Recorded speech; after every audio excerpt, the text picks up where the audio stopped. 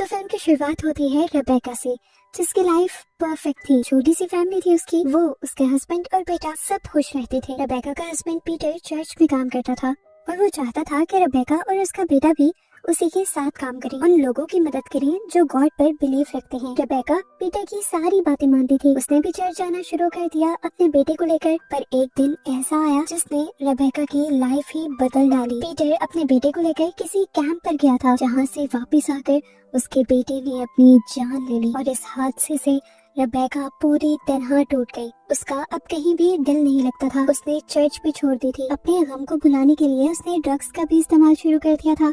और इस तरह पीटर, जिसकी सोसाइटी में बहुत ज्यादा इज्जत थी, वो रेबेका की हरकतों से तंग आने लगा था। और रेबेका को कहता है, तुम्हारे पास सिर्फ 1 साल है, अगर तुमने अपने आप को ठीक ना किया तो मैं तुम्हें छोड़कर चला जाऊंगा। रेबेका, जो पीटर से बहुत ज्यादा प्यार करती थी और कभी उसे छोड़ना नहीं चाहती थी, उसने फैसला किया कि आज से वो वही करेगी जो पीटर चाहेगा। पीटर अपनी एक फ्रेंड मरियम, जो उसी के साथ चर्च में काम करती थी, उसे रेबेका की काउंसलिंग की ड्यूटी देता है और खुद दूसरे घर में शिफ्ट हो जाता है, क्योंकि उसने फैसला किया था कि अब वो रेबेका से तभी मिलेगा जब रेबेका पूरी तरह ठीक हो जाएगी। वक्त गुजरता है, लगभग 1 साल पूरा होने वाला था कि रेबेका और पीटर एक साथ नहीं रह रहे थे। हम रेबेका को देखते हैं, जिसकी हालत इस 1 साल में और भी ज्यादा खराब हो गई थी। हालांकि वो ड्रग्स नहीं ले रही थी, फिर भी उसे हेलुसिनेशंस होते थे। उसे लगने लगा था कि उस घर में कोई है जो उसका पीछा करता है, जो उसे मारना चाहता है।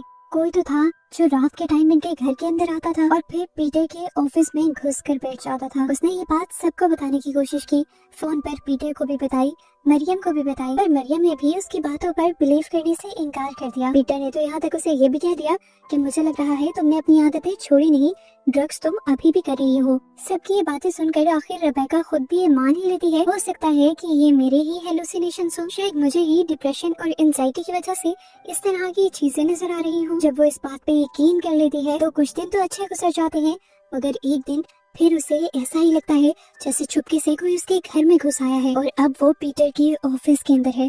वो बुरी तरह डर गई। उसने पीटर को कॉल की, लेकिन पीटर भी अब कॉल पिक नहीं कर रहा था। वो पीटर को अब मैसेज करती है कि मुझे लग रहा है हमारे घर में एक चोर घुस आया है और मैं उसे मार दूंगी। रेबेका काफी डरी हुई थी। एक गन लेकर वो चुपके से अपने बेड पर बैठ गई। दोबारा उसे अपने दरवाजे के पास से एक आवाज आई। फौरन वो गन लेकर बाहर आ गई, पर मेन एंट्रेंस पर पीटर ही था। वो घबराई हुई थी। पीटर को देखकर वो भागते हुए नीचे आई और उसने पीटर से कहा, मेरा यकीन मानो, कोई घर में घुस आया था और वो मुझे मारना चाहता है। पीटर उसकी बात मानते हुए पूरे घर को छान लेता है, अपना ऑफिस पे देखता है, लेकिन पूरे घर में कोई भी नहीं था। इस मर्तबा पीटर को गुस्सा आ जाता है और वो रेबेका पर चिल्लाने लग जाता है कि तुम अपनी हरकतों से बाज नहीं आई, तुमने ड्रग्स लेना नहीं छोड़े और उसी सब का असर हो रहा है। रेबेका उसे प्रॉमिस करती है कि मैं तो पिछले 1 साल से कोई भी सब्सटेंस यूज नहीं कर रही हूँ। मरियम भी मेरी काउंसलिंग कर रही है और मैंने काफी इम्प्रूव किया है। वो कहती है कि मुझे तुम्हारे साथ रहना है, तुम्हारे साथ ही रहने के लिए मैं अपने आप को बदल रही हूँ। लेकिन पीटर को उसकी एक भी बात पर यकीन नहीं था। पीटर गुस्से में जाते जाते रेबेका से कहकर जाता है कि अब कुछ ही महीने बचे हैं और अगर तुमने अपने आप को इम्प्रूव नहीं किया तो मैं तुम्हें छोड़ दूंगा। फिर अगले दिन हम रेबेका को गार्डन साफ करते हुए देखते हैं और तभी उसे ऐसा महसूस होता है कि जैसे उसके घर के अंदर कोई शैडो है, कोई साया जो उसके ऊपर नजर रखे हुए है। इतनी देर में उसके घर पर मरियम भी आ जाती है और वो इस बात के बारे में मरियम को भी बताती है, लेकिन मरियम भी उसकी बात नहीं मानती और इग्नोर करके उसे बाइबल के वर्स पढ़ाने लग जाते हैं। इनकी बातों के दौरान ही रेबेका को पीटर का मैसेज आता है। वो बता रहा था कि आज वो रेबेका से मिलने के लिए आएगा। रेबेका बहुत ज्यादा खुश हो जाती है। इस मैसेज का उसने काफी टाइम से इंतजार किया था। फाइनली आज पीटर को उसकी याद आ ही गई थी। वो अच्छा सा तैयार होती है, घर साफ करती है, थोड़ा बहुत उसे डेकोरेट भी करती है और पीटर की पसंद का बहुत सारा खाना भी बनाती है। अच्छा सा तैयार होकर वो रात को पीटर का इंतजार कर रही होती है और आखिर पीटर आ भी जाता है। रेबेका बहुत ज्यादा खुश थी, लेकिन यहाँ पर पीटर रेबेका से मिलने के लिए नहीं आया था। वो तो उसे डाइवोर्स पेपर्स देने के लिए आया था। वो रेबेका से कहता है, इन पर साइन कर दो, मैं अब तुम्हारे साथ और नहीं रहना चाहता। ये सुनते ही रेबेका बुरी तरह टूट गई थी। वो पीटर से मिन्नतें करने लगती है कि ऐसा मत करो, मैंने तुम्हारे लिए अपने आप को बिल्कुल बदल लिया है, मैंने ड्रग्स भी छोड़ दी है, सारी बुरी आदतें भी छोड़ दी हैं और अब तो मैं तुम्हारे साथ चर्च भी जाना शुरू कर दूंगी। लेकिन पीटर तो कुछ सुनने को तैयार ही नहीं था। इसी वजह से अब रेबेका को भी गुस्सा आ जाता है और इन दोनों के दरमियान में लड़ाई शुरू हो जाती है। पीटर रेबेका से कहता है, मैं तुम्हें छोड़ना चाहता हूँ क्योंकि तुम्हारी ही लापरवाही की वजह से हमारा बेटा मर गया था। रेबेका कहती है उसमें मेरी क्या गलती थी, वो तुम्हारे साथ गया था, आखिर उसने सुसाइड कर ली। और तुम्हें अच्छी तरह याद होना चाहिए कि जब वो तुम्हारे साथ कैंप गया था उससे पहले वो बहुत ज्यादा खुश था। और अब क्या तुम मुझे ये बताना पसंद करोगी कि आखिर उस कैंप में ऐसा हुआ क्या था जिसकी वजह से आखिर मेरे बेटे ने अपनी जान ले ली। एक दूसरे पर ये दोनों चिल्ला रहे थे और आखिर पीटर रेबेका से कह देता है जो भी है मैंने फैसला कर लिया है कि मैं तुम्हारे साथ नहीं रहूंगा। रेबेका जिसके पेरेंट्स भी नहीं थे, उसका बेटा भी मर चुका था और अब जब उसका हस्बैंड भी उसे छोड़कर जा रहा था तो उसके लिए लाइफ बहुत मुश्किल होने वाली थी। इसीलिए वो डिसाइड करती है कि वो अभी अपनी जान ले लेगी। वो एक पिस्टल निकालती है ड्रॉ से और अपने सर पर रख लेती है और अपने आप को मारने की धमकी देती है। इन दोनों की इसी बहस के दौरान घर में किसी के जोरदार चिल्लाने की आवाज आती है। ये आवाज इतनी भयानक, इतनी तेज थी कि रेबेका और पीटर के बाल तक उड़ गए। कोई भी इंसान इतनी जोर से नहीं चिल्ला सकता था। पीटर को साफ पता चल गया था कि जरूर यहाँ पर कोई डीमन या कोई दूसरी पावर है। ये चीज इतनी डरावनी थी कि पीटर और रेबेका दोनों ही डर गए थे। रेबेका अपनी लड़ाई भुलाते हुए पीटर से कहती है देखो मैंने कहा था ना कि इस घर के अंदर कोई है, कोई शेडो है, तुमने मेरी बात नहीं मानी थी, अब तो तुमने उसकी आवाज खुद भी सुन ली ना। पीटर अब रेबेका की बात मानते हुए पूरे घर को चेक करने लग जाता है, लेकिन उनके घर में कोई भी नहीं था। काफी देर भी ढूंढने के बाद इन्हें घर में कुछ भी नहीं मिलता तो पीटर समझता है कि जरूर ये उन दोनों की गलत फहमी होगी। रेबेका कहती है हम दोनों के ही दिमागों में एक जैसी चीज नहीं चल सकती, यहाँ पर सच में कोई है। जब से तुम यहाँ से गए हो तब से ही वो शेडो इस घर में रह रहा है। उसने बार बार मुझे मारने की भी कोशिश की है और वो तकरीबन हर टाइम ही मेरा पीछा करता रहता है। इसी वजह से मैं डरती थी और आप लोगों को लगता रहा कि मैं ड्रग्स कर रही हूँ। पीटर को अभी भी इसकी बातों पर कुछ ज्यादा यकीन नहीं होता, लेकिन रेबेका इस चीख के बाद बहुत ज्यादा डर चुकी थी और वो पीटर से कहती है प्लीज पीटर आज की रात यहाँ पर रुक जाओ। पीटर रेबेका की बात मान जाता है और वही रुक जाता है। रेबेका पीटर को खाना सर्व करती है और जब पीटर उस खाने को खाने लगता है तो रेबेका देखती है कि वो सारा खाना ब्लैक कलर के फ्लैश में चेंज हो गया था और इस टाइम पीटर का मुंह भी अंदर से काला हो चुका था, ऐसे जैसे पीटर खुद एक डीमन बन गया हो। ये सब देखकर रेबेका और भी ज्यादा डर जाते हैं। पीटर समझ गया था कि रेबेका किसी चीज को लेकर डर रही है। वो रेबेका को बुलाता है और अपने पास बिठाता है। रेबेका देखती है कि अब पीटर नॉर्मल हो चुका था।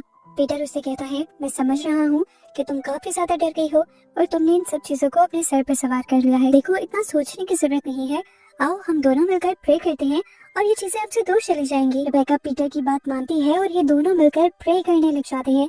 पर अचानक ही रेबेका देखती है कि ऊपर पीटर के ऑफिस का दरवाजा खुला था और कोई चीज उसके अंदर गई थी। ये देखकर वो चीखने लगी। दरवाजा बंद होने की आवाज क्योंकि पीटर को भी आई थी, इसलिए अभी के लिए उसे रेबेका पर यकीन था। वो गन लिए हुए ऊपर जाता है और अपने ऑफिस का दरवाजा खोलने की कोशिश करता है। पीटर उस दरवाजे के हैंडल को मोड़ने की कोशिश करता है, लेकिन वो जितना भी जोर लगा रहा था हैंडल मुड़ नहीं रहा था। पीटर समझ गया कि इस दरवाजे के पीछे कोई बहुत ही भयानक ताकत छुपी हुई है। अब पीटर यहाँ दरवाजे को पकड़े हुए ही कुछ प्रेयर्स पढ़ने लग जाता है और अंदर जो भी चीज थी वो एक और मर्तबा इतनी जोर से चिल्लाती है कि पीटर और रेबेका दोनों डर जाते हैं। पीटर नीचे गिर जाता है और घर में लगी हुई सारी पेंटिंग्स और चीजें दीवार से उतर उतर कर नीचे गिरने लग जाती है। रेबेका समझ गई थी कि यहाँ पर कोई डीमन या कोई ईवल ताकत है, कोई शैतानी ताकत जो नहीं चाहती कि ये लोग यहाँ रहें। वो ये भी समझ गई थी कि अगर वो लोग यहाँ रहे तो उनकी जान को खतरा हो सकता है। वो पीटर का हाथ पकड़ती है और उससे कहती है चलो पीटर हम यहाँ से चलते हैं। रेबेका की बात मानते हुए पीटर बाहर तो आ जाता है, लेकिन इस घर से भागने को तैयार नहीं होता। वो रेबेका से कहता है सोचो ये सब मेरे ही घर क्यों हो रहा है? क्या गॉड मुझे कोई ड्यूटी तो नहीं देना चाह रही है? क्या ये मेरे लिए एक साइन तो नहीं है? शायद गॉड ने मुझे ही चुना हो इतने बड़े चैलेंज के लिए, इतनी बड़ी पावर को हराने के लिए। वो कहता है मैं अंदर जाऊंगा क्योंकि मैं जानना चाहता हूँ ये चीज क्या है और हमसे चाहती क्या है। रेबेका उसकी मिन्नतें भी कहती है, लेकिन पीटर जब बात नहीं मानता तो रेबेका पीटर को अकेले अंदर जाने नहीं देती और डरते हुए खुद भी उसके साथ जाने का फैसला करती है। अंदर जाते ही पीटर ऑफिस के दरवाजे पर हाथ लगाता है और इस मर्तबा जब हैंडल मोड़ते हुए दरवाजा खोलने की कोशिश करता है तो अचानक आसमान में बिजली कड़कड़ाने लगती है और वो आसमानी बिजली इनके गार्डन में भी गिर जाती है और इनके गार्डन में आग लग जाती है। डरते हुए रेबेका बाहर गई और उस आग को बुझाने लग गई। अब वो अंदर बिल्कुल नहीं जाने वाली थी। उसे पीटर को भी समझाया, लेकिन पीटर अभी भी अपनी बात पर ही अड़ा हुआ था कि शायद ये भी उसके लिए एक नया साइन है। वो कहता है कि मुझे गॉड की तरफ से एक बहुत बड़ा टास्क दिया गया है और मैं इस टास्क को पूरा कर कर ही रहूंगा। रेबेका समझ गई थी कि जो भी पावर उनके घर पर थी उस पॉवर ने पीटर के दिमाग के ऊपर असर कर दिया था, इसीलिए पीटर अब कोई बात नहीं मान रहा था। मजबूरन वो भी पीटर के साथ इसी घर के अंदर थी। वो वॉशरूम यूज करने के लिए जब अंदर गई तो उसने बाथ टब के अंदर से एक भयानक काला और बहुत ही बड़ा हाथ निकलते हुए देखा। जो हाथ उसकी तरफ बढ़ते हुए उसका गला दबाने ही वाला था कि बाहर से कुछ टूटने की आवाज आई। वो हाथ गायब हो गया और रेबेका बाहर आ गई। उसने देखा कि पीटर ने ही उस ग्लास को अपने हाथ में तोड़ा था और अब पीटर के दोनों हाथ जख्मी हो चुके थे। वो अपने कटे हुए हाथों के खून से उस कमरे के दरवाजे को रंग रहा था। कंफ्यूज होकर रेबेका पूछने लगी, अब क्या कर रही हो तुम? पीटर बोला, तुम्हें पता है इसके अंदर क्या है? इसके पीछे एंजल्स हैं, फरिश्ते हैं जो मेरे पास आए हैं। वो मुझे पावर्स देना चाहते हैं, वो मुझे टास्क देने आए हैं, वो मुझे बताना चाह रहे हैं कि मैं कितना स्पेशल हूँ। मैंने इस टास्क को एक्सेप्ट भी कर लिया है। इस टास्क में उन्होंने मुझे बताया कि मुझे उन्हें ब्लड देना है और देखो मैंने अपना ब्लड दे भी दिया और बस अब मुझे पावर्स मिल जाएंगी। अब रेबेका को लग रहा था कि पीटर पागल हो गया है, वो समझ नहीं पा रहा। कोई भी एंजल या गॉड खून का सैक्रिफाइस नहीं मांगता। अचानक से उनका पूरा घर बुरी तरह हिलने लग जाता है, पूरा घर अंधेरे में डूब जाता है और उस दरवाजे के पीछे से रोशनी आती दिखाई देती है। रेबेका समझ गई थी कि ये पावर शैतान है और इस टाइम उनके घर शैतान उतर आया है। पीटर को दोबारा वो पावर अपना ब्लड देने को कहती है। पीटर अपना ब्लड उस दरवाजे के नीचे फेंक देता है, वहाँ से ब्लड गायब हो जाता है।